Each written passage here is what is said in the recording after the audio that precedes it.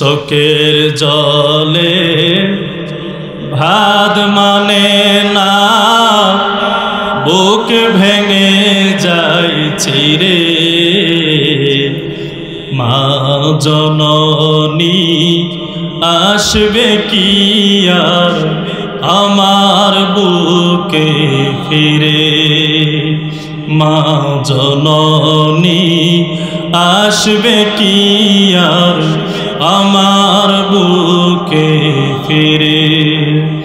মায়ের কথা পড়লে মনে আধার আসে ধীরে। মা জননী আসবে কি আর আমার বুকে ফিরে। মা জননী আসবে কি আর আমার বুকে ফিরে। ঠিক কিনা? কেউ ছিল না পাশে যখন, ছিল শুধু মা। সেই মায়ের ভুলে আমি থাকতে পারি না। কেউ ছিল না পাশে যখন, ছিল শুধু মা। সেই মায়ের ভুলে আমি থাকতে পারি না। জনম গেল বন্দি আমার দুঃখের কারাগারে। মা জননী আসবে কি আর আমার বুকে ফিরে। মা জননী আসবে কি আর আমার বুকে ফিরে। ঠিক নি? জনম জনম থাকতে পারি সব কিছুকে ভুলি। মায়ের বিয়োগ ব্যথা আমি মরছি তিলে তিলে। জনম জনম থাকতে পারি সব কিছুকে ভুলে। মায়ের বিয়োগ ব্যথা আমি মরছি দুঃখে দুঃখে। ওই সুনামুখ না দেখিলে কেমনে রব ঘরে।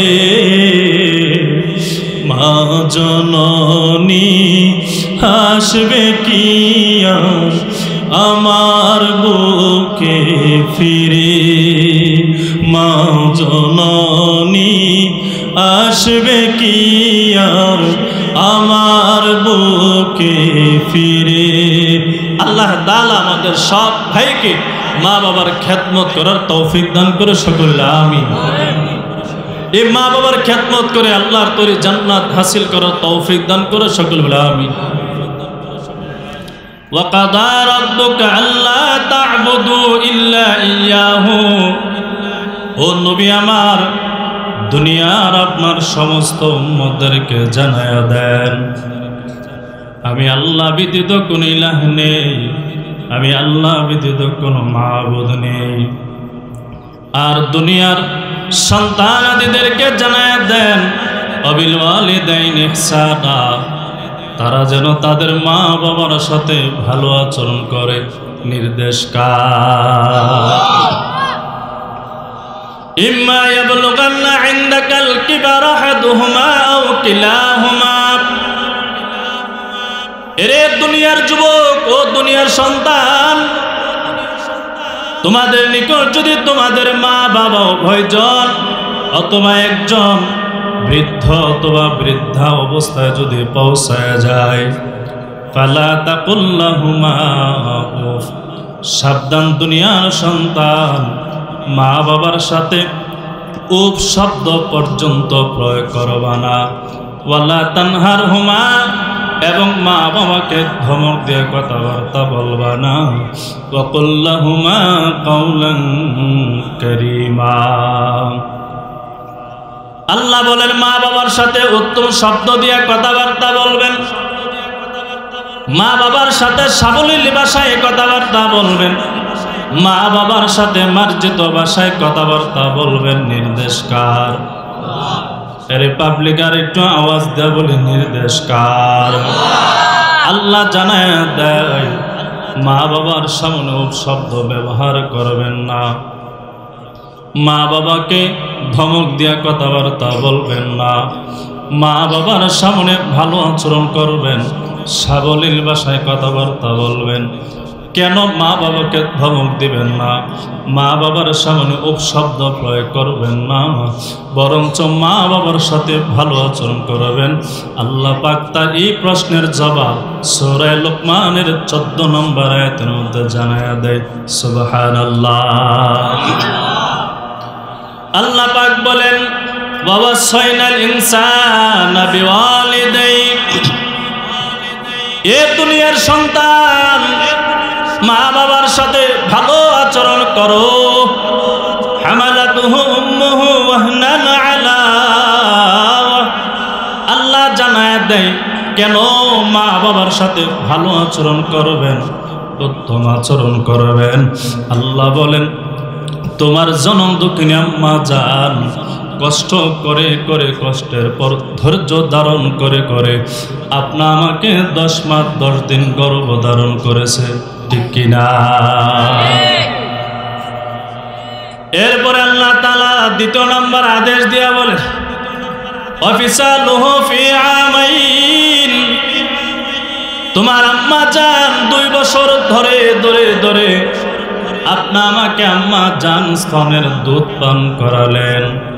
আল্লাহ বলেন আনিশকুরলি ওয়ালিওয়ালিদাইক, আমি রবের কৃতজ্ঞতা আদায় করো, সাথে সাথে তোমাদের মা বাবার কৃতজ্ঞতা আদায় করো। সুবহানাল্লাহ। ইলাইয়াল মাসির, মা বাবার খেদমত করলেন কি করলেন না? মা বাবার সাথে ভালো আচরণ করলেন কি করলেন না? মা বাবা অসুস্থ হলে সেবা করলেন কি করলেন না? টাকা পয়সার প্রয়োজন দিলেন কি দিলেন না? মা বাবার অসুস্থ হলে চিকিৎসা করালেন কি করালেন না?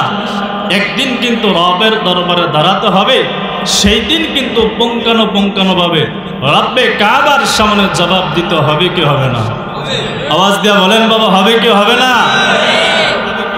আল্লাহ বলেন তোমার আম্মা জান 10 মাস 10 দিন আপনা আমাকে গর্ভে ধারণ করেছে, 2 বছর 2.5 বছর ধরে ধরে আম্মা জান স্তনের দুধ পান করালেন।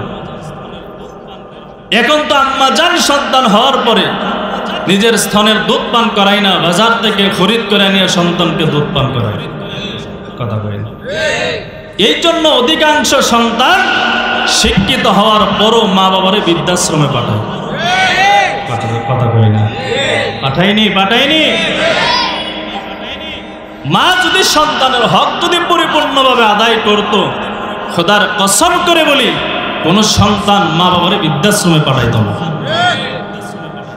আজও পর্যন্ত কোন আলেম ওলামা, মসজিদের ইমাম খতিব অল্প বেতনের চাকরি করার পরও কি মা বাবারে বৃদ্ধাশ্রমে পাঠাইছে? কথা বলেন আছে এমন নজির? কিন্তু উচ্চ লেভেলের শিক্ষিত, ভার্সিটি পড়ুয়া, বিশ্ববিদ্যালয় পড়ুয়া, 2 তলা 5 তলা বিল্ডিং এর মালিক, একটা রুমে মা বাবার আশ্রয় হয় না, জায়গা নেই থাকার মতন, অভাব মনে হয় কপাল ছাড়া নেই, এই জন্য মা বাবারে বৃদ্ধাশ্রমে পাঠায় দেয়। আছে কিনা কপাল পড়া সন্তান? রে যুবক ভাই, বৃদ্ধ বাবা ও পর্দার আম্মা জান শোনেন, ভালো করে শোনেন, মা বাবা বড় দামি সম্পদ। তিরমিজি শরীফের হাদিস নাম্বার 1799 নাম্বার অথবা 1900 নাম্বার হাদিস।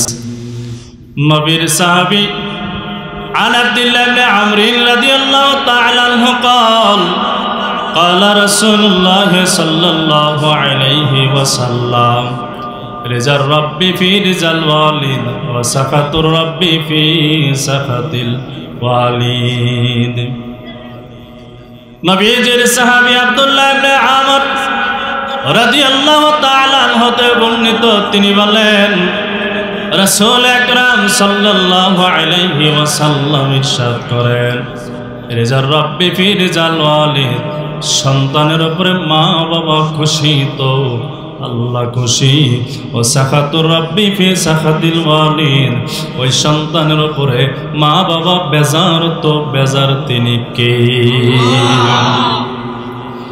সন্তানের উপরে মা বাবা খুশি তো আমার আল্লাহ খুশি, সন্তানের উপরে মা বাবা বেজার তো আমার আল্লাহ বেজার।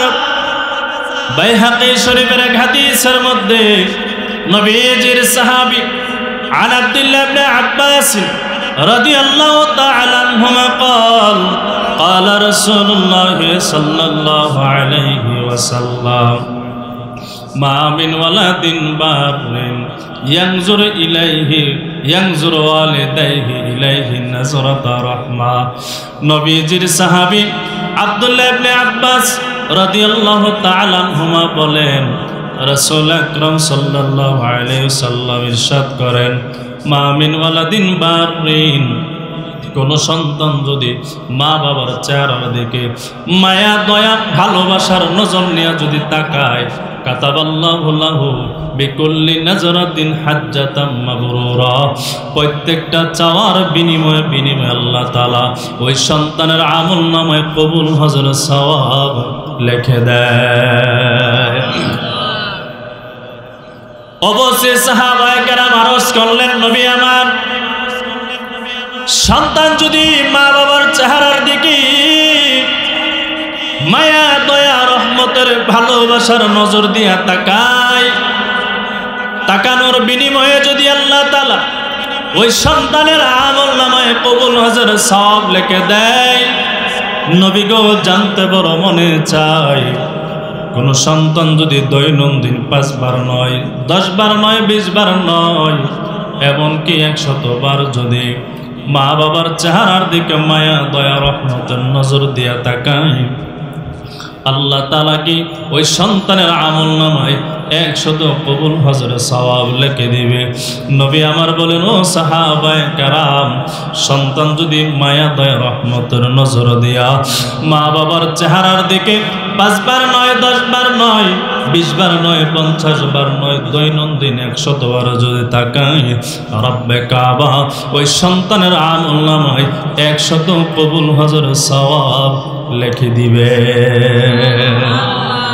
মা বাবার চেহারার দিকে তাকাইলে লাভ না লস? বলেন বাবা, লাভ না লস? 5 লক্ষ টাকা ব্যয় করে হজ করতে যাবেন, এই হজ কবুল হবে কি হবে না গ্যারান্টি আছে? জোরে বলেন, গ্যারান্টি আছে? আর এই টাকার ভিতরে যে সুদের টাকা থাকে, হ্যাঁ ঘুষের টাকা থাকে, এই টাকার ভিতরে যে দুর্নীতির টাকা থাকে, জনগণের টাকা যদি মারিয়া পকেট ভার করিয়া ওই শামীম ওসমানের মতন খানায় কাবার বাইতুল্লাহ দরিয়া যদি বলে আমি তওবা করছি আর জীবন করব না, কবুল হবে নি? কথা বলে না হবে? মা বাবার চেহারার দিকে তাকাইলেই কবুল হজরের সওয়াব আল্লাহ তাআলা সন্তানের আমলনামায় লিখে দিবেন, দান করে দিবেন। কিন্তু কপাল পরে এমন যুবক সন্তান আছে মা বাবার দিকে রহমতের মায়া দয়ার নজর দিয়া তাকাই না, বিয়ে করার পরে আব্বাজানকে আব্বাজানও বলে ডাকে না, মাকে মা বলে ডাকে না, ওই শ্বশুর শাশুড়িকে মন ভরে আব্বাজান আর আম্মাজান ডাকে। কথা কই না? 25-30 বছর পর্যন্ত আব্বাজান আম্মাজান কঠোর পরিশ্রম করিয়া সন্তানকে বড় বানালো, যেই মাত্র সুন্দর একটি মাইয়া দিকে বিবাহ বন্ধনে আবদ্ধ করায় দেয়, মা বাবারে ফালাইয়া ওই শ্বশুর বাড়িতে ঘর জামাই চলে যায়। আসেনি আপনাকে এলাকায় ঘর জামাই? আছে আছে। বোট যদি বিক্রি করে বোটওয়ালা ডাকেন, গাড়ি যদি চালাই ড্রাইভার ডাকেন। কথা কই না? ডাকেননি? 5 ওয়াক্ত নামাজ একজন আলেম বাড়ানোর কারণে ওনাকে ডাকেন কি ইমাম সাহেব। আমরা উলামায়ে কেরাম ওয়াজ মাহফিল করি, এই জন্য আমাদেরকে ডাকে বক্তা সাহেব। যেই যুবক মারে হাত দেয় না, বাবারে হাত দেয় না, এরও তো একটা উপাধি থাকার দরকার। কি বলেন আপনারা? রাস্তা ঘাটে, দোকানে, হোটেলে যেখানেই পাবেন মহাব্বতের সহিত ডাক দিবেন, ঘর জামাই। পারবেননি? কথা কই না, পারবেননি? ও যেন জন্মের মতন সাইজ হয়ে যায়, মা বাবারে ফালায় যেন আর ঘর জামাই না যায়। রে যুবক ভাই, বৃদ্ধ বাবা ও পর্দা আড়ালের আম্মা জান, শুনেন, ভালো করে শুনে যান।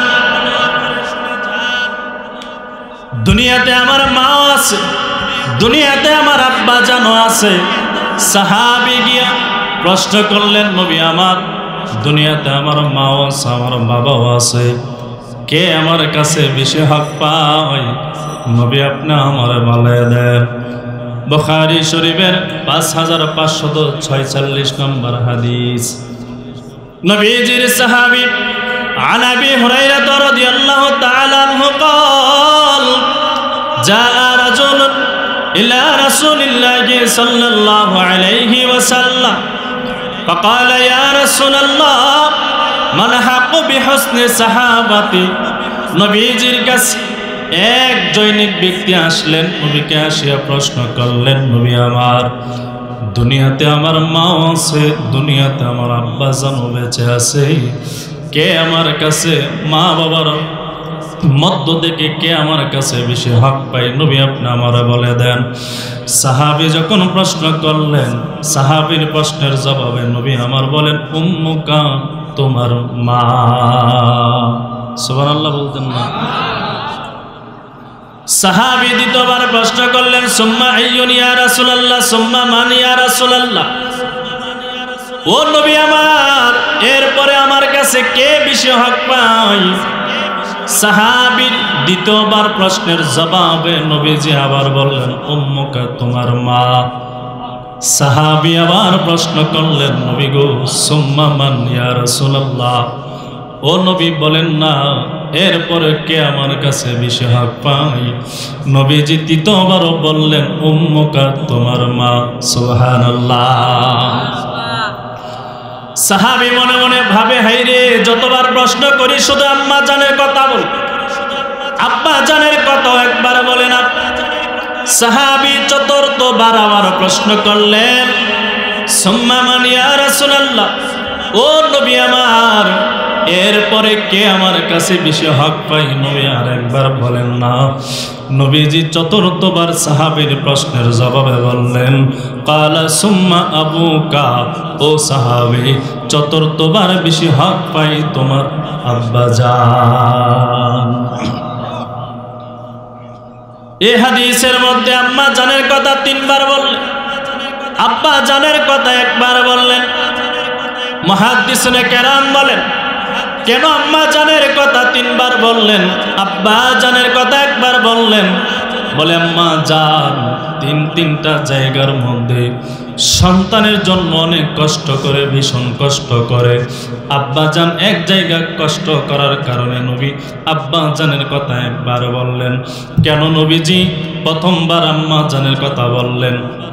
বলে, আমি মায়ের পেটের মধ্যে যখন চলে আসি, 10 মাস 10 দিন আম্মা জান কষ্ট করে, আব্বা জান কিন্তু কষ্ট করে না, ঠিক কিনা?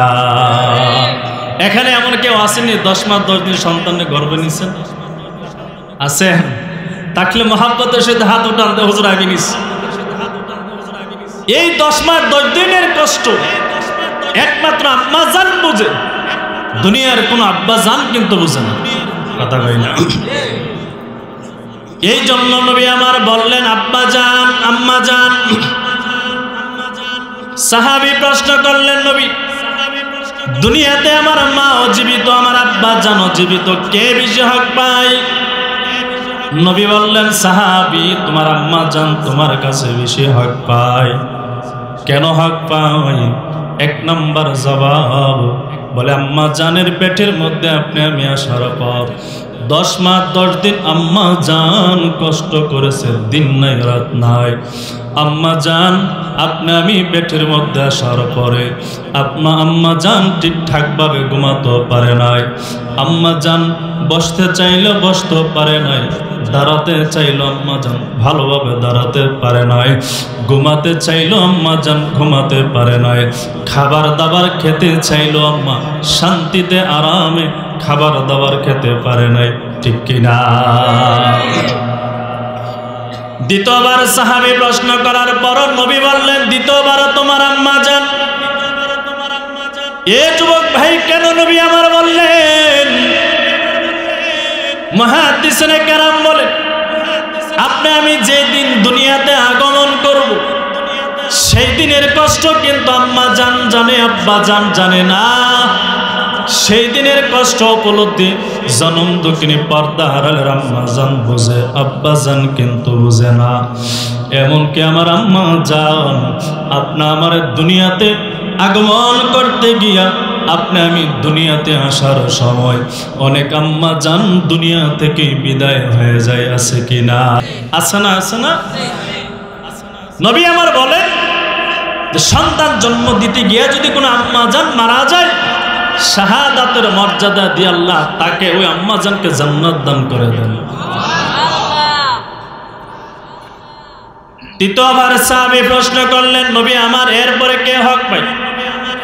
নবীজি জবাবে বললেন, তোমার আম্মা জান হক পায়। কেন নবী আমার বললেন? বলে দুনিয়াতে আগমন করার পরে 2 থেকে 2.5 বছর পর্যন্ত আম্মা জানের সৌন্দর্যের চেহারার দিকে না তাকাইয়া আম্মা জান আপনা আমাকে রাত নাই দিন নাই যখনই পেটের মধ্যে খিদা পাই আম্মা জানের স্তনের দুধ সন্তানের মুখে দিয়ে দেয়। আম্মা জান দিন 2 থেকে 2.5 বছর পর্যন্ত কষ্ট করেছেন, এই কষ্ট কিন্তু আব্বা জান করে নাই। এই তিন জায়গার মধ্যে আম্মা জান ভীষণ কষ্ট করার কারণে নবীজি বললেন 3 বার মায়ের কথা, আর আসবাবপত্রের প্রয়োজন, খাবার দাবারের প্রয়োজন, লেখাপড়ার খরচের প্রয়োজন, এগুলো আব্বা জান ভরণ পোষণ দেয়। এই জন্য নবী বললেন 4র্থবার হলো তোমার কাছে বেশি হক পায় তোমার বাবা। এরে যুবক ভাই, বৃদ্ধ বাবা শোনেন, ভালো করে শোনেন। নবী আমার জানায়া দেন, ওই মা বাবা পাওয়ার পরে যদি কোনো সন্তান মা বাবার খেদমত করার পরে যদি জান্নাত হাসিল না করতে পারে, বুখারী শরীফের 6279 নম্বর হাদিস, নবীজির সাহাবী আবু হুরায়রা রাদিয়াল্লাহু তাআলা আনহু জানায়া দেয়, নবীজি আমার বলে দেন, মান আদরাকা আবাওয়াইহি ইনদাল কিবার আহাদুহুমা আও কিলাহুমা, যে সন্তান দুনিয়াতে মা পেল বাবা পেল, পাওয়ার পরে মা বাবার খেদমত করতে পারলো না, ফালাম ইয়াদখুলিল জান্নাহ, জান্নাত হাসিল করতে পারলো না, নবীজি জানায়া দেয় এর মতন কপাল পোড়া সন্তান আসমানের নিচে জমিনের উপরে আর কেউ হতভাগা যুবক হতে পারে না। নাউজুবিল্লাহ। মা বাবারে পাওয়ার পরে খেদমত করলো না, জান্নাত হাসিল করতে পারলো না, এর মতন কপাল পোড়া সন্তান নবী বলেন আসমানের নিচে জমিনের উপরে আর কোন সন্তান হতে পারে না। নাউজুবিল্লাহ বলতেন না?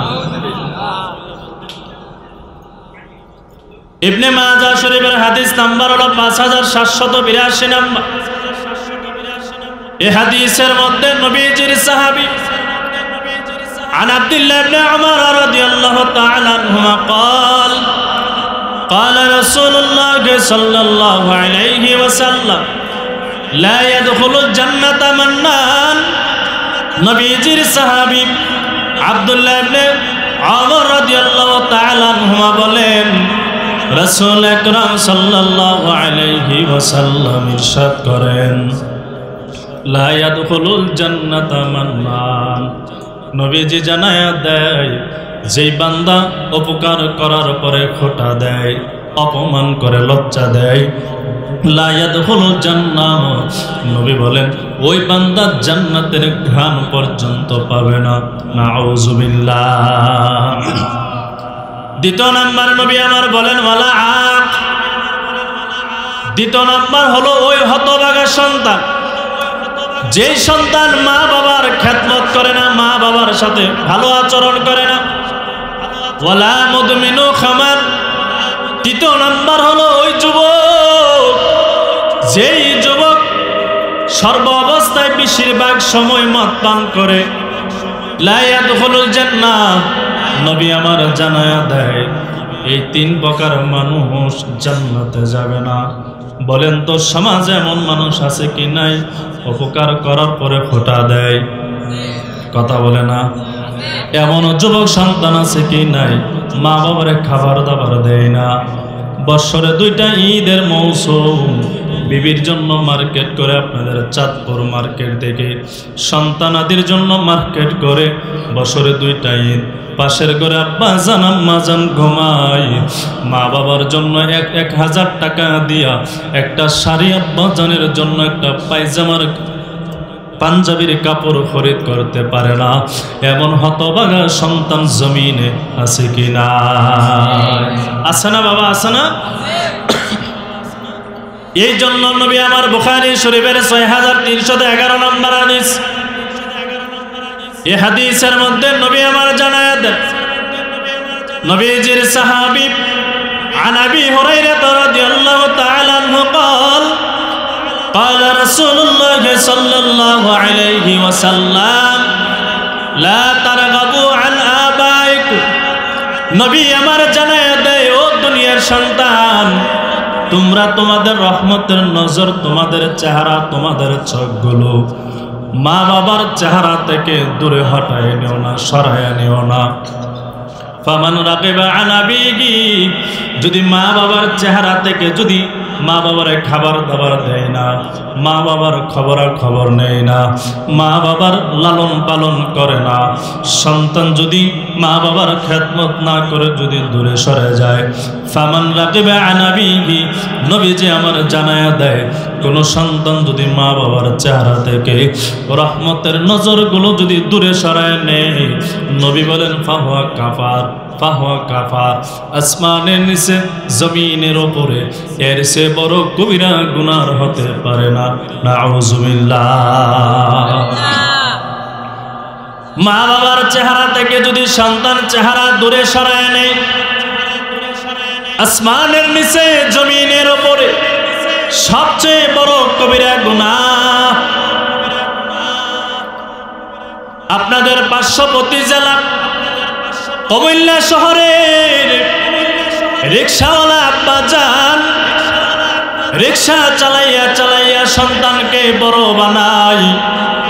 সন্তানের বয়স যখন 7 বছর হয়ে যায়, আম্মা জান ডেকে ডেকে বলে ও সন্তানের বাবা, সন্তানকে তো আটকায় লাভ নাই, মূর্খ বানায় লাভ নাই। কি করব? বলে সন্তানকে স্কুলের মধ্যে ভর্তি করায় দাও, লেখাপড়া করে মানুষ হোক, লেখাপড়া করে যদি ভালো ডিপার্টমেন্টে যদি চাকরি করতে পারে, আপনার আমার অভাবের সংসার থাকবে না, সুখ দ্বারা আল্লাহ তাআলা ভরপুর করে দিবেন। এমন মা বাবা সন্তানকে নিয়ে স্বপ্ন দেখে কি দেখে না? এবার রিকশাওয়ালা আব্বা জান ডাক দেয় বলে, বিবি আমার রিকশা চালাইয়া চালাইয়া সংসার চালাই, কোনো মতে সংসারটা আঞ্জাম দে, 3 বেলাও ভালোভাবে খেতে পারি না। ও বিবি আমার, এই সন্তানকে যদি স্কুলে ভর্তি করায় দেয়, লেখাপড়ার খরচ কোথায় থেকে দেব? সংসারও তো চালায় বড় কষ্ট করে করে। আম্মা জান বলে, স্বামী আমার, আমি কোনো কিছু বুঝি না, সন্তানকে স্কুলে ভর্তি করায়া দেন। রিকশাওয়ালা বাবা সন্তানের মায়ের আবদার ফেলে দিতে পারে নাই, স্কুলের মধ্যে ভর্তি করায়া দেয়। সন্তান স্কুলে লেখাপড়া করে, প্রাইমারি স্কুল 5ম শ্রেণী পর্যন্ত ফাইনাল পরীক্ষা যে দিন দেয়, ফলাফল যখন বের হয় সন্তানের রেজাল্ট বড় ভালো রেজাল্ট হয়। সন্তানকে হাই স্কুলের মধ্যে ভর্তি করাইয়া দেয়। এভাবে 5 বছর সন্তান লেখাপড়া করে এসএসসি পরীক্ষা যখন সন্তান দেয়, ওই পরীক্ষার মধ্যে সন্তান ভালো একটা ফলাফল করে। দিন দিন সন্তান বড় হয়, আর রিকশাওয়ালা বাবা দিন দিন বার্ধক্যের দিকে যায়, দুর্বল হয়, অভাবের সংসার আব্বা যান বড় কষ্ট করে করে চালায়।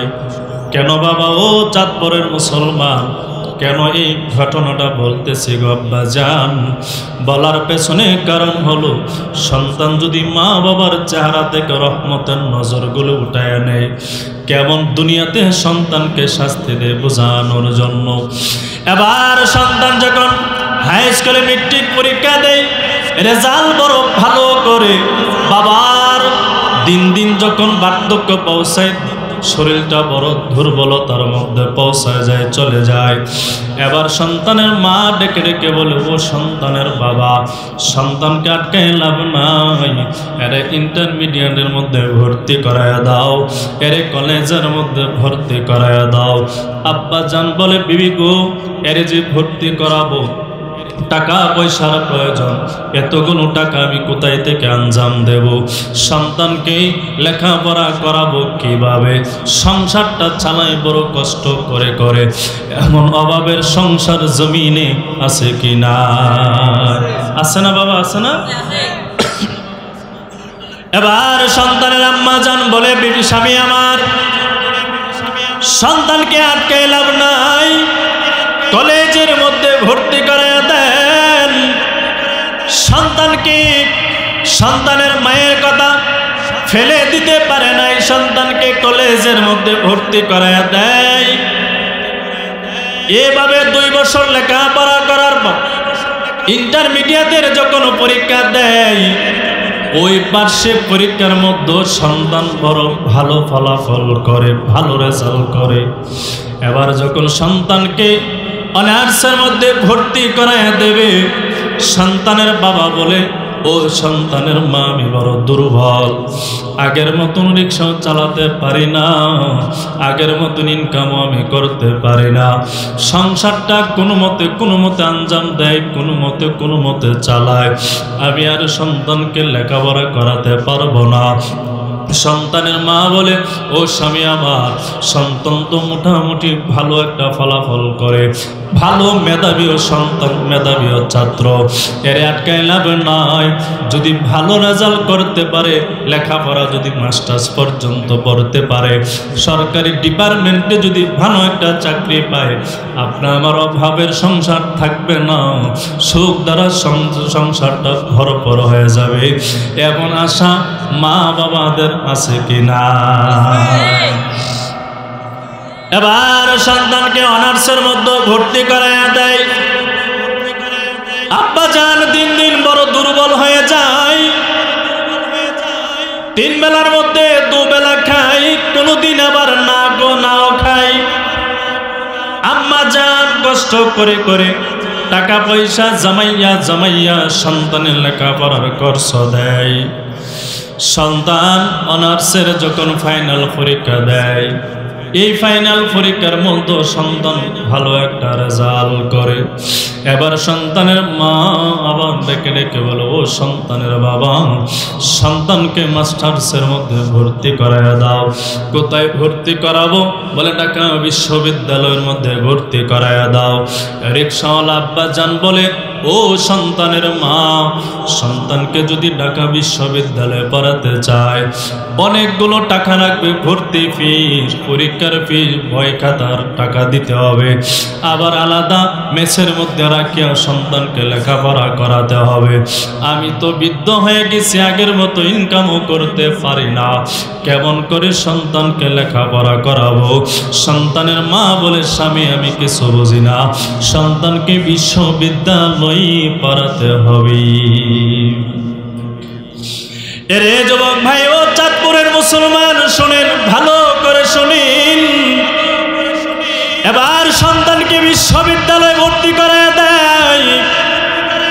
বিশ্ববিদ্যালয়ে ভর্তি হওয়ার পর কয়েকদিন যায়, একই ক্লাসের মধ্যে সুন্দরী একটা মাইয়ার প্রেম যুবক পড়ে যায়। লেখাপড়া করে করে করে আরো 2 বছর লেখাপড়া করিয়া মাস্টার্সের ফাইনাল পরীক্ষা যখন দেয়, যুবক আল্লাহর বান্দা রেজাল্ট বড় ভালো, ফলাফল ভালো হওয়ার কারণে ওই আল্লাহর বান্দা যুবক সন্তান ঢাকা শহরে বিশাল বড় একটা কোম্পানির ম্যানেজার পোস্টে চাকরি পেয়ে যায়। সন্তান যখন ম্যানেজার পোস্টে চাকরি পেয়ে যায়, এইদিকে চাকরি পায় আর জয় ঢাকা বিশ্ববিদ্যালয়ে লেখাপড়া করার সময় সুন্দরী একটা মাইয়ার প্রেমে পড়ে গিয়েছিল। ওই মাইয়াকে লেখাপড়া করার পর চাকরি পাওয়ার পর ওই মাইয়াকে বিবাহ বন্ধনে আবদ্ধ হইয়া ঢাকা শহরে বিশাল বড় একটা ফ্ল্যাট বাসা ভাড়া নিয়ে বিবিরে তাকে বিয়ে যে করে রিক্সাওয়ালা বাবারও জানাই না, জনম দক্ষিণী আম্মা জানকো একবারে জানাই না, মা বাবারে জানাই তো দ্বিধাবোধ করে। এমন সন্তান জমিনে আছে কি বাবা বলে যান, যে সন্তানকে মা বাবা কষ্ট করে করে করে করে বড় বানায়, স্বপ্ন দেখে সন্তানকে দিয়া সুন্দরী একটা ভালো মাইয়া দিকে বিবাহ বন্ধনে আবদ্ধ করাবে, দেখা যায় ওই সন্তান মা বাবারে ফালাইয়া না জানাইয়া রাতের 12টায় মাইয়া নিয়ে হিজরত করে আছে কিনা, আছে না? এই বাংলাদেশ তো পরে কি আর সেঞ্চুরি হইতেছে? হ্যাঁ, স্বামী তাকে বিদেশে পরিশ্রম করিয়া টাকা পাঠাই বিবির অ্যাকাউন্টে, আর এই বিবি স্বামীর রক্ত ঘামানো টাকা দিয়া অন্য পুরুষের সাথে পরকীয়া করে, আছে কি নাই? 10 বছর 15 বছর টাকা পয়সা জমা বিবির অ্যাকাউন্টে ব্যাংকে জমা করে, এই টাকা পয়সা নিয়ে আরেক সন্তান আরেক বেটারে নিয়ে আরেক পুরুষকে নিয়ে রাতের 12টা হিজরত করে, আছে কি নাই? আছে না বাবা, আছে না? এরে যুবক ভাই বৃদ্ধ বাবা শুনেন, এবার সন্তান যখন বিবিরে নিয়ে ঢাকা শহরে নামে একটা ফ্ল্যাট বাসা ভাড়া নিয়ে থাকে, এভাবে 1 2 3 বছর সময় কেটে যায়। রিক্সাওয়ালা বাবার কোনো খবর নেই না, জনম দক্ষিণী আম্মা জানোর কোনো খবর নেই না। কিন্তু দুনিয়ার সব সন্তানাদি মা বাবার কথা ভুলে থাকতে পারলেও জনম দক্ষিণী আম্মা জান কিন্তু সন্তানের কথা ভুলে থাকতে পারে না। এবার 3 বছর পরে আম্মা জান ওই সন্তানের বাবা রিক্সাওয়ালাকে ডেকে বলে, ও সন্তানের বাবা, 3 বছর হয়ে গেল সন্তানের কোনো খোঁজ নাই, খবর নাই।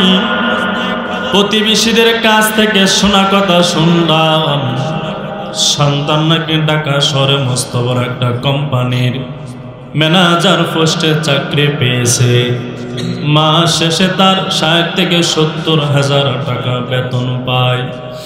আবার নাকি সুন্দরী একটা মেয়েদিকে বিবাহ করেছে, ঢাকা শহরে বাসা নিয়ে থাকে।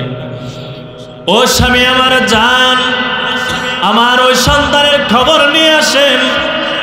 রিক্সাওয়ালা বাবা চোখের পানি ফেলে ফেলে বলো, ও বিবি আমার, যে সন্তানকে রিক্সা চালাইয়া চালাইয়া বড় বানালাম, লেখাপড়া করালাম, আজকে সন্তান মাস্টার্স পর্যন্ত লেখাপড়া শেষ করিয়া ভালো ডিপার্টমেন্টে চাকরি পাইয়া মাস শেষে 60 থেকে 70 হাজার টাকা বেতন পায়। আজকে সুখে আরামে এসে তাকিয়া আমি রিক্সাওয়ালা বাবারও খবর নেই নাই, তুমি মায়েরও কোনো খবর নেই নাই। এই কপাল পোড়া সন্তানকে আমি দেখতে যাব না। আম্মা জান বলে, স্বামী গো, সন্তান ভুলে থাকতে পারলেও আমি জনম দুঃখিনী মা কিন্তু ভুলতে পারি না। মা বারবার তাকিদ দেয়, ও সন্তানের বাবা জান দেখে আস। বিবির কথা ফেলতে পারে নাই, বলে ঠিক আছে আগামীকাল যাব সন্তানের খবর নেওয়ার জন্য। সকাল যখন হয়ে যায়, যেই মাত্র দরজা দিয়ে যাবে, বের হবে, আম্মা জান কেবিন বাড়ির মধ্যে সন্তানের পছন্দের পায়েস আর পিঠা বানাইয়া আব্বা জানের হাতের মধ্যে ধরাইয়া দেয়। বলে, ও সন্তানের বাবা, আমি মায়ের হাতের পিঠা আমার সন্তান বড় মজা পাইতো। জান স্বামী জান, যখন সাক্ষাৎ হবে আমি মায়ের হাতের পিঠা আমার সন্তানকে খাওয়াইয়া দিয়েন। আমার সন্তান বড় পায়েস বড় মজা পাইতো, আমি মায়ের হাতের রান্না করা পায়েসটা আমার সন্তানকে খাওয়াইয়া দিয়েন। হাতের মধ্যে মায়ের বানানো পিঠার পায়েস নিয়ে ঢাকা শহরে যায়। যেই কোম্পানির মধ্যে সন্তান চাকরি করে, ওই কোম্পানির গেটের সামনে বাবা দাঁড়ায়া যায়। দারোয়ান ডেকে বলে, ও বাবা, কোথায় যাবেন, কার কাছে আসছেন? চেহারাটা তো ভালো না, শরীরের পোশাক আদিও তেমন দামি না, পোশাক আদিও ময়লা, চেহারাও তো ময়লা। বাবা, যারা পরিশ্রম করে তাদের চেহারা তেমন উন্নত মানের থাকে না, ঠিক নেই?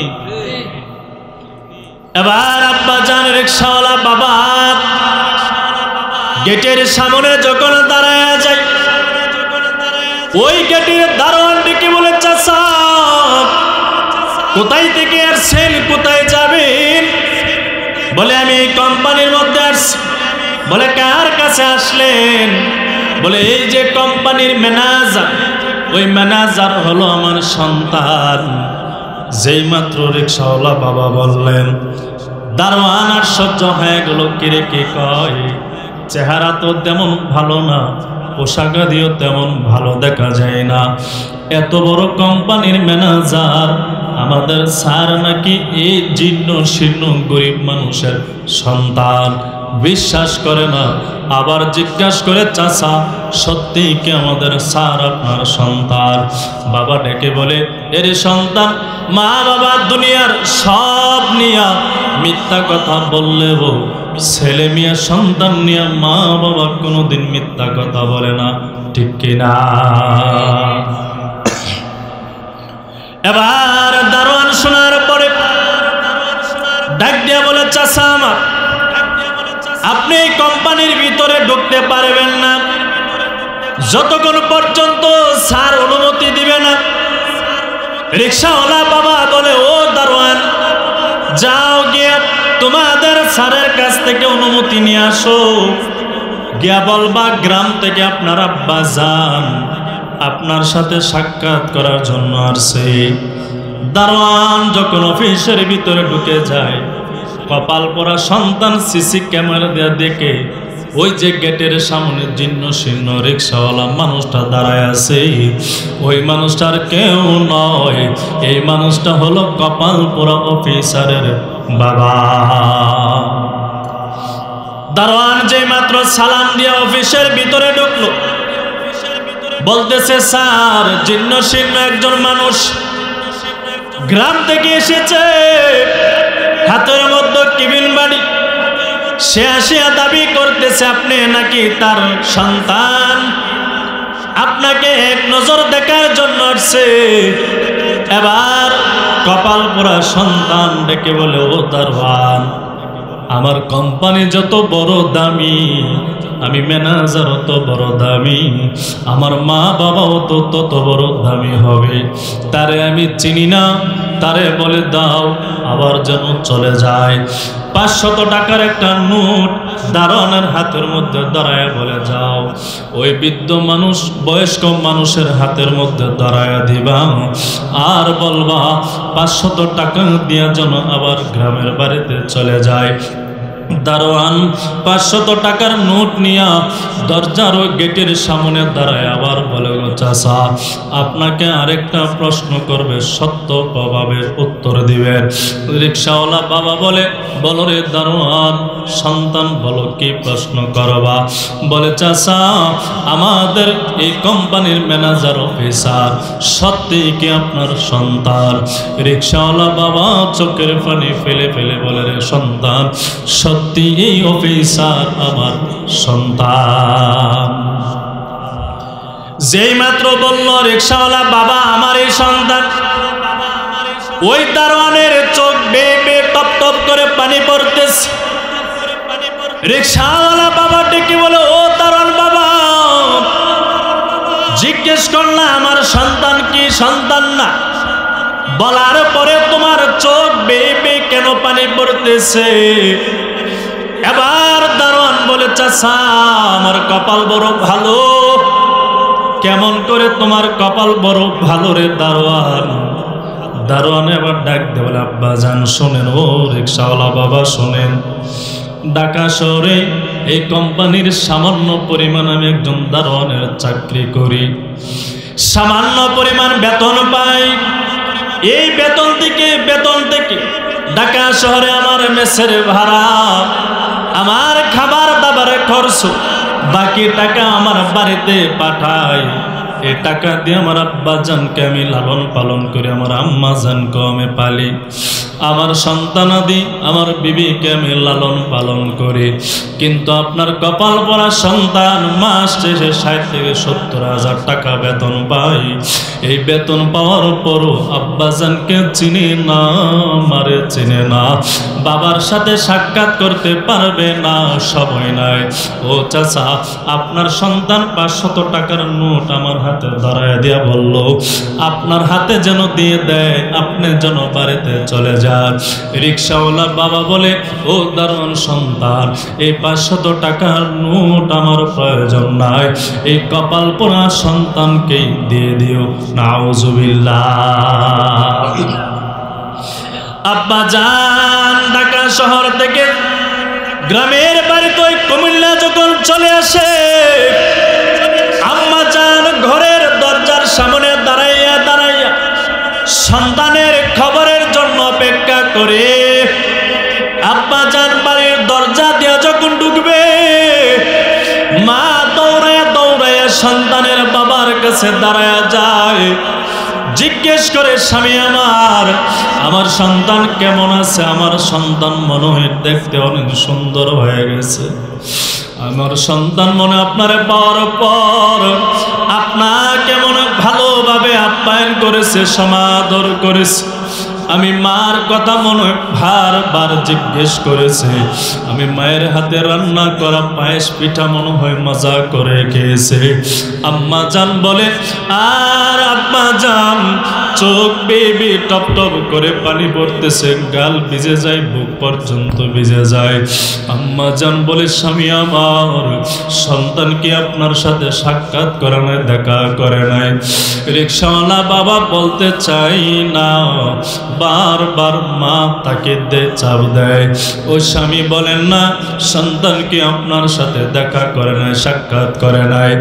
এবার সন্তানের বাবা রিকশাওয়ালা বাবা বলে, ও বিবি আমার সন্তান মস্ত বড় কোম্পানির ম্যানেজার অফিসার, মাস শেষে 60 থেকে 70,000 টাকা বেতন পায়। আমি যখন গেলাম তোমার সন্তান সিসি ক্যামেরা দিয়ে আমার দেখেছে। দারোয়ান যাওয়ার পর সংবাদ দেওয়ার পর বলল, তার নাকি কাজের বিশাল চাপ, অনেক চাপ, আমার সাথে সাক্ষাৎ করার সময় নাই। 500 টাকার নোট দারোয়ানের হাতে ধরাইয়া বলেছে, আমি যেন ভাড়া দিয়া চলে আসি। ও বিবি, এই 500 টাকার নোট আমি নিয়ে আসি না, দারোয়ানকে দিয়ে আসছি। যেই মাত্র আম্মা জানের কাছে বলল, আম্মা জান আর সহ্য করতে পারে নাই, 2 কানা চক্ষু আসমানের দিকে দিয়া চক্ষু বাসায়া, আসমানের মালিক জমিনের মালিক আল্লাহ তাআলাকে ডাক দেয়, বলে, মালিক, যেই সন্তানকে 10 মাস 10 দিন গর্ভধারণ করালাম, ও আল্লাহ 2 থেকে 2.5 বছর পর্যন্ত স্তনের দুধ পান করালাম, কষ্ট করে করে সন্তানকে বড় বানালাম।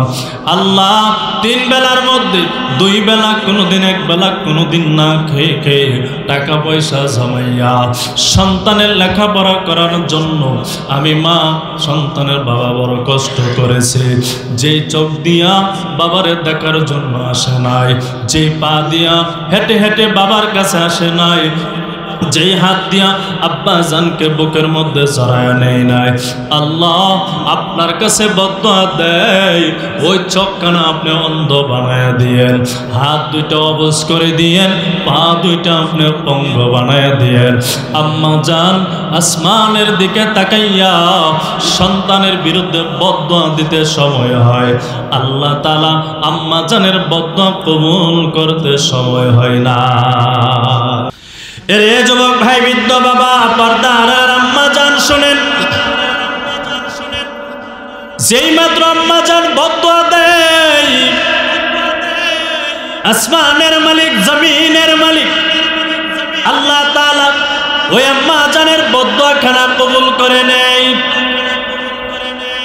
নবীজি আমার তিরমিজি শরীফের 1536 নম্বর হাদিস অথবা 1905 নম্বর হাদিসের মধ্যে নবী বলেন, সালাসু দাওয়াতিন মুস্তাজাবা, তিনজন মানুষ জমিনে আছে, যেই মানুষে দোয়া করতে সময় হয় শুধু অথবা বদদুয়া লা শাক্কা ফিহিন, নবী আমার জানায়া দেয় ওই তিন শ্রেণীর মানুষ শুধু অথবা বদদুয়া করতে সময় হয়, আল্লাহ তাআলা সাথে সাথে ওই তিনজন ব্যক্তির দোয়া সাথে সাথে রব্বে কাবা কবুল করে নেয়।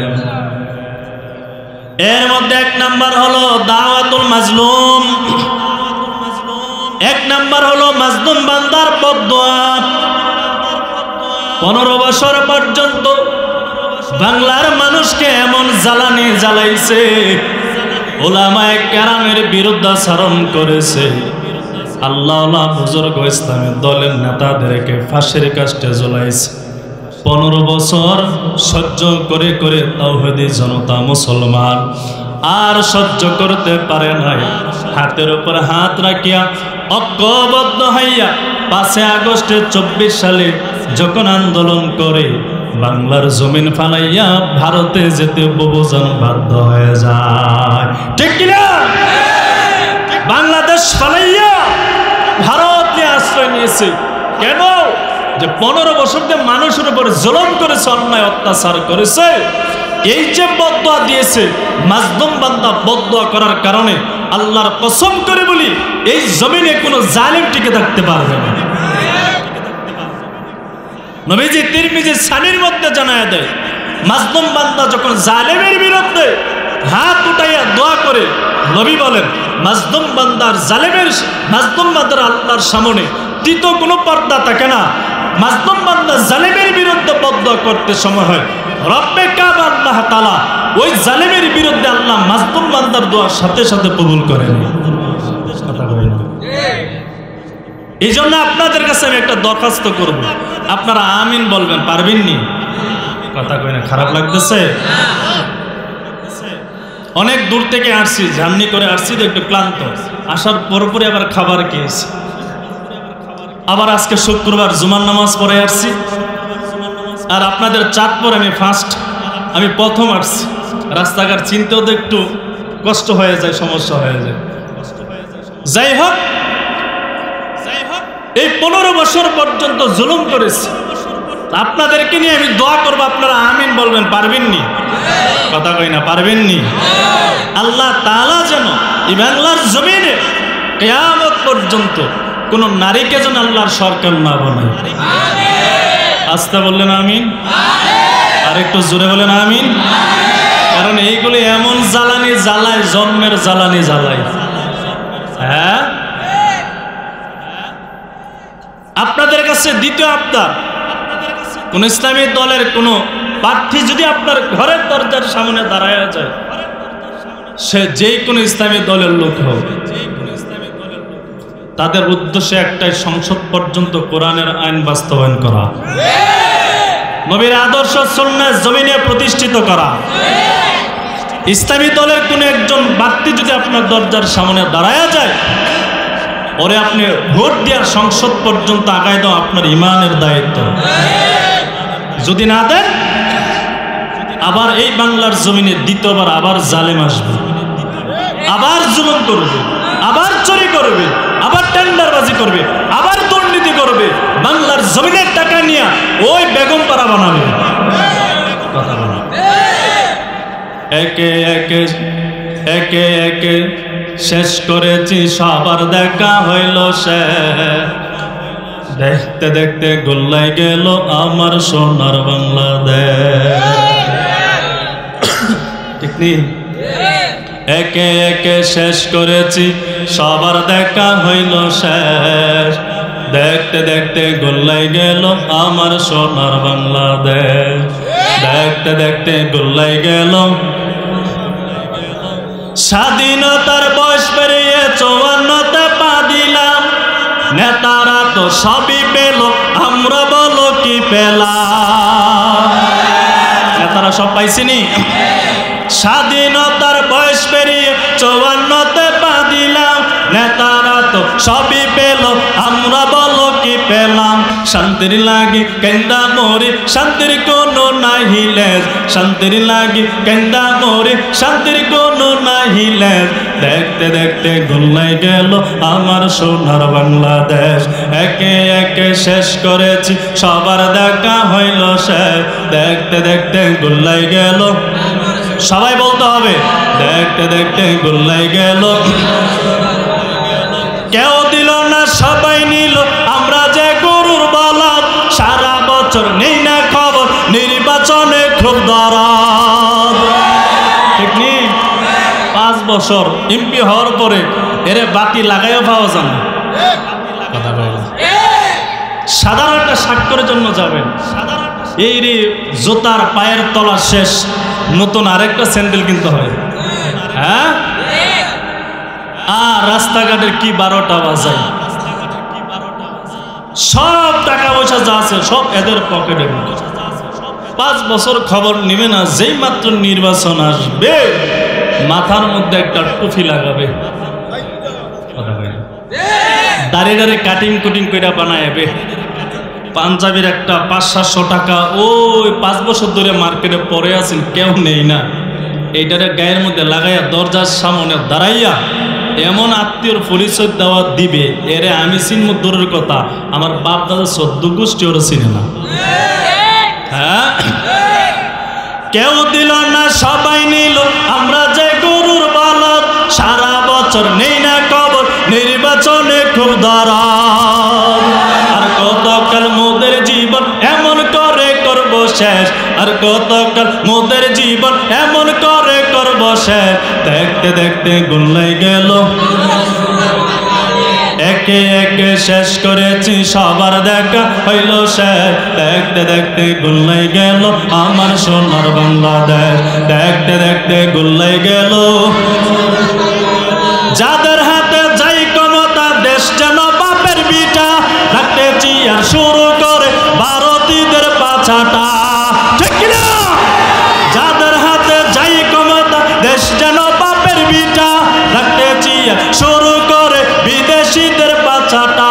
বিদেশিদের কথা মতো চালাই তারা নিজের দেশ, বিদেশিদের কথা মতো চালাই তারা নিজের দেশ। দেখতে দেখতে গোল্লাই গেল, একে একে শেষ করেছি, সবার দেখা হইল শেষ। দেখতে দেখতে গোল্লাই গেল আমার সোনার বাংলাদেশ। দেখতে দেখতে গোল্লাই গেল। 16 বছর গেছেননি? হ্যাঁ, এখন মোটামুটি একটু শান্ত, শান্ত কিনা? আল্লাহ তাআলা যেন আমাদের মাথার উপরে মাথার মুকুট, আল্লাহ তাআলা যেন কোন একটা ইসলামী দলের নেতাকে যেন আল্লাহ নিযুক্ত করে। আর একটু আসতে বলে আমিন, আর একটু জোরে বলে আমিন। তো রাগ করছেন? রাগ করছেন? করলে বাবা কোনো আমার লস নাই, কারণ আমি 15 বছরে স্বৈরাচারের আমলে দুইবার জেল খাটতে হয়েছে। 2বারে গেছি, একবার 2 মাস 26 দিন, আবার 9 দিন পর্যন্ত জেলে ছিলাম। আপনাকে নেই না কেন? জুলুমের বিরুদ্ধে আপনি কথা বলবেন, কোরআন সুন্নাহ সত্য কথাগুলো জমিনে বলবেন। যারা জুলুম করে এদের গায়ে কিন্তু সহ্য হবে না। কথা বলে না? রাগ করতেছেন? হ্যাঁ, রাগ করলে করেন, যাই করবার করেন, যেটা বলার এটা আমি বলবই। এবার যখন সন্তান দাঁড়াইয়া, সন্তানের বাবা, রিক্সাওয়ালা বাবা দাঁড়াইয়া যখন মার কাছে বলতেছে, আম্মা জান আর এই কষ্ট সহ্য করতে পারে না, অটোমেটিক জবান দিয়ে আম্মা জানেন মালিকের দরবারে সন্তানের বিরুদ্ধে বদদুয়া যখন বের হয়ে যায়, আসমান ও জমিনের মালিক আল্লাহ তাআলা মার দোয়াটার সাথে সাথে কবুল করে নেয়। হাদিসের কিতাব বাইহাকি শরীফ, উলামায়ে কেরাম বুঝবেন হাদিসের রেফারেন্স, কিতাবের রেফারেন্স কেন দিতেছি, আপনারা দেখবেন কথাগুলো আমার সত্য কিনা মিথ্যা, যে কথাগুলো বলতেছি কোরআন হাদিসের বাইরে কিনা, এগুলো আপনি একটু জাস্টিফাইজ করবেন, দেখবেন, তালাশ করবেন। এই হাদিসের মধ্যে নবীজির সাহাবী আনাবি বাকরাত রাদিয়াল্লাহু তাআলা আনহু قال قال رسول الله صلى الله عليه وسلم, নবীজি বলেন কুল্লু যুনুবা ইয়াগফিরুল্লাহ মা শা ইল্লা হুকুকুল ওয়ালিদাইন। আল্লাহ বলেন, নবীজি জানায়া দেয়, ও দুনিয়ার সন্তানাদি, আল্লাহ চাইলে দুনিয়ার সব গুনাহ মাফ করতে পারে, মাফ করে দিবেন, কিন্তু মা বাবার সাথে বেয়াদবি করলে এই গুনাহ আল্লাহ তাআলা কোনোদিনও মাফ করবেন না। এর যুবক ভাই, বৃদ্ধ বাবা ও পর্দার আম্মা জান, শুনেন, ভালো করে শুনে যান। এবার রিকশাওয়ালা বাবা যখন ওই সন্তানের আম্মা জানের কাছে বলল, আম্মা জান আর সহ্য করতে পারে নাই, দাঁড়ানো থেকে আম্মা জান জমিনের উপরে পড়ে যায়, আম্মা জান জমিনের উপরে লম্বা হয়ে পড়ে যায়। সন্তানের বাবা, রিকশাওয়ালা বাবা, ওই বিবিকে হসপিটালে দৌড়ায় নিয়ে যায়। ডাক্তার পরীক্ষা নিরীক্ষা করার পর এবার রিকশাওয়ালা বাবাকে রিপোর্ট দিয়া বলে, ও রিকশাওয়ালা বাবা, রিপোর্টের মধ্যে প্রমাণ পেয়েছে আপনার বিবির ক্যান্সার ধরা পড়েছে।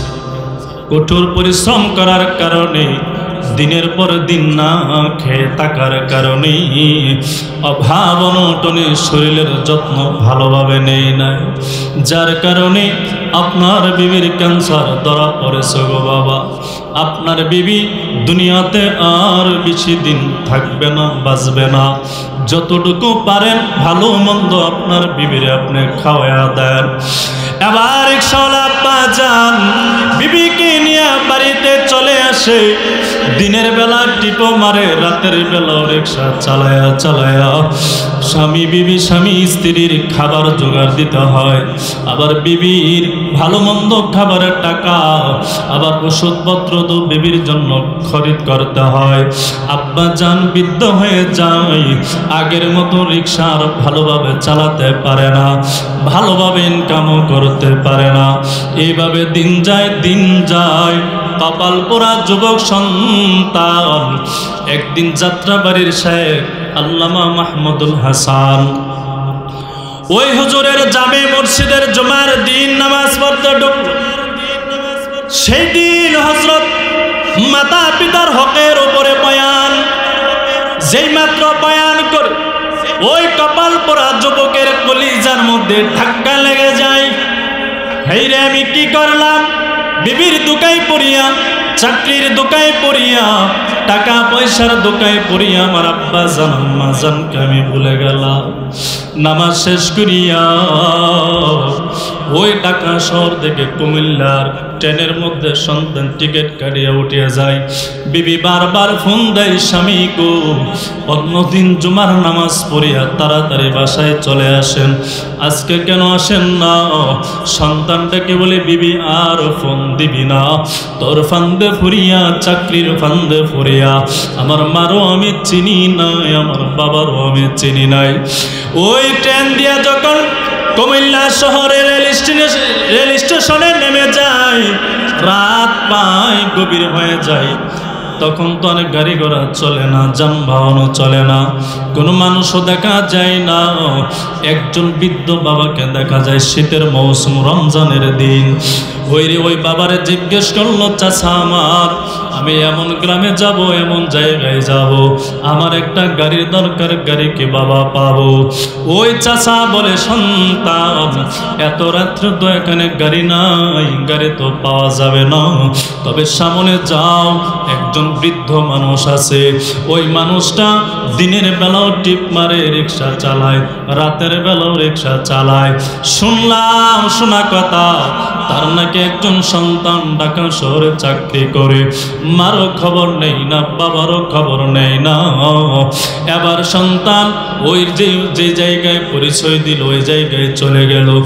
যাওয়ার পর তাকায় দেখে কনকনে শীতের মৌসুম, আব্বা জান একটা চাদর দিয়া চেহারা মাথা ডাকিয়া আব্বা জান বসে আছে।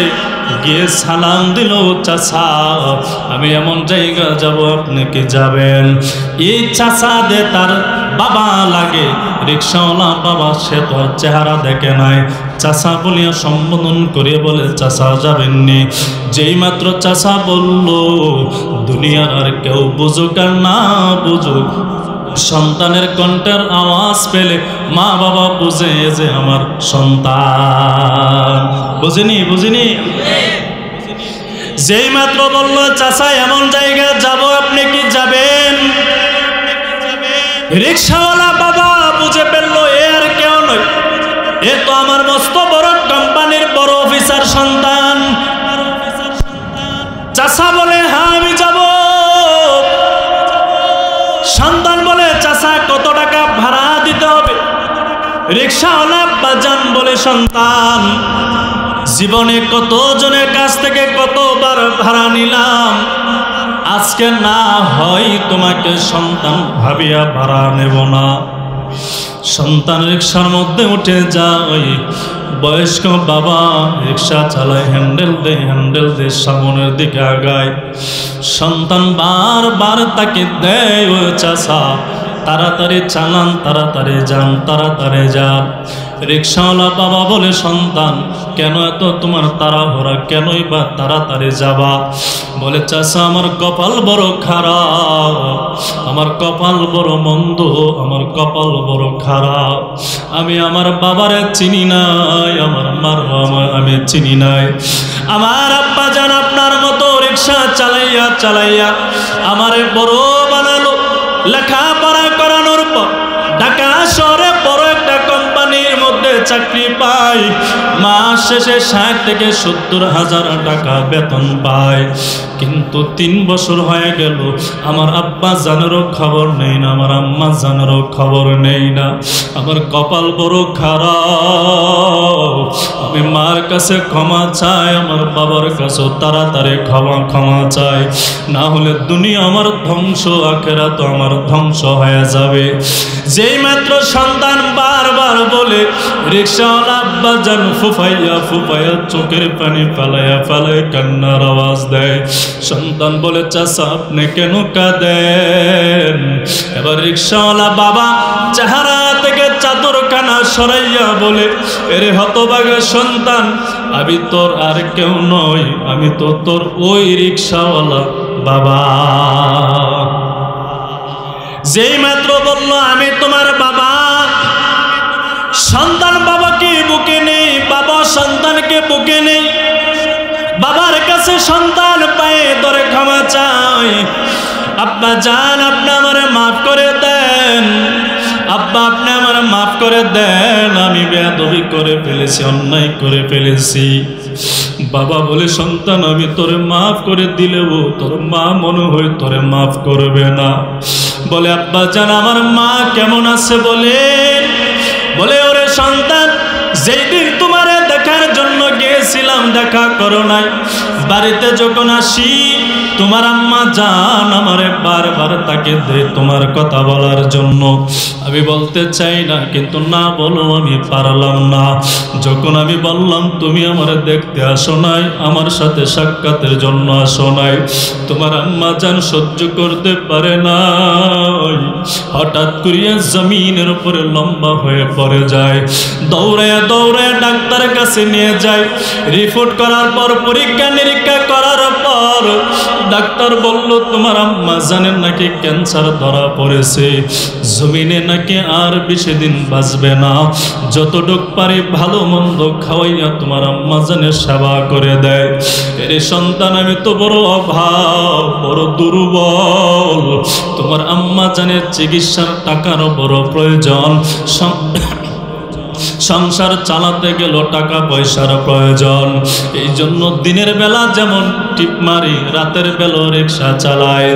এরে সন্তান তাড়াতাড়ি চলো, বাবাকে নিয়ে সন্তান বাড়ির কাছে দৌড়ায়, দরজার সামনে যখন দাঁড়ায় যায় আম্মা জান বলে ডাক দেয়। আম্মা জানের কান বরাবর যখন সন্তানের কণ্ঠের আওয়াজটা পৌঁছায় যায়, আম্মা জান বুঝতে পেরেছে এই সন্তান আমার দরজার সামনে দাঁড়ায় গেল। আম্মা জান চেহারাটা আসমানের দিকে দিয়া আসমানের মালিক আল্লাহকে বলে, আল্লাহ ওই সন্তানের চেহারা দেখানোর আগে আগে আপনি আমার দুনিয়া থেকে বিদায় করে নেন। ওই হতভাগা কপাল পোড়া সন্তানের চেহারা আমি আর দেখতে চাই না। যেই সন্তানকে কষ্ট করে করে বড় বানানোর পরও বাবার খবর নেই না, আমি আম্মা জানের খবর নেই না, ওই কপাল পোড়া সন্তানের চেহারা আমি আর দেখতে চাই না। এরে যুবক ভাই, বৃদ্ধ বাবা, পর্দার আড়ালের আম্মা জান শোনেন, যেই মাত্র আম্মা জান আল্লাহ তাআলার কাছে বললেন, আল্লাহ সন্তানের চেহারা দেখানোর আগে দুনিয়া থেকে আপনি আমার বিদায় করে নেন, আম্মা জানের দোয়াটা আল্লাহ পাক কবুল করে নেয়। মালাকুল মউত সাথে সাথে আল্লাহ তাআলা পাঠিয়ে দিয়া আম্মা জানের জানখানা কবজ করে নেয়। সন্তান বারবার ডাক দেয়, ঘরের দরজা খুলে না। এক পর্যায়ে ঘরের দরজা ভাঙ্গিয়া সন্তানের বাবা যখন ঘরের ভিতরে ঢুকে তাকায় দেখে সন্তানের মা দুনিয়াতে নাই, দুনিয়াতে নাই, দুনিয়া ছেড়ে আম্মা জান বিদায় হয়ে গেছে। আম্মা জান দুনিয়াতে নাই, বিদায় হয়ে গেছে। ওই সন্তান নিজের জীবনের ঘটনা বর্ণনা করে, ওই যে আম্মা জান বদদুয়া দিয়েছিল, যেই বদদুয়া দিয়েছিল আল্লাহ যে চোখ দিয়া বাবারে দেখার জন্য আসে না, চোখটা অন্ধ বানায়া দিয়ে, যেই পা দিয়া হেঁটে হেঁটে বাবার কাছে আসে নাই, যে হাত দিয়া বাবারে বুকে জড়ায় নেই নাই, ওই হাত পা গুলো আপনি অবশ করে পঙ্গ বানায় দিয়ে, সন্তান 2 বছর যেতে না যেতে আল্লাহ তাআলা সন্তানে এমন একটা বেমার দিয়েছে, যেই বেমারের কারণে 2টা চোখ অন্ধ হয়ে যায়, হাত পা সন্তানের অবশ হয়ে যায়। এর চাঁদপুরের মুসলমান কেন ঘটনাটা বললাম শুনেন। জীবনও মা বাবা আদেশ দিলে অমান্য করবেন না, মা বাবার সাথে ভালো আচরণ করবেন, রাজি আছেননি?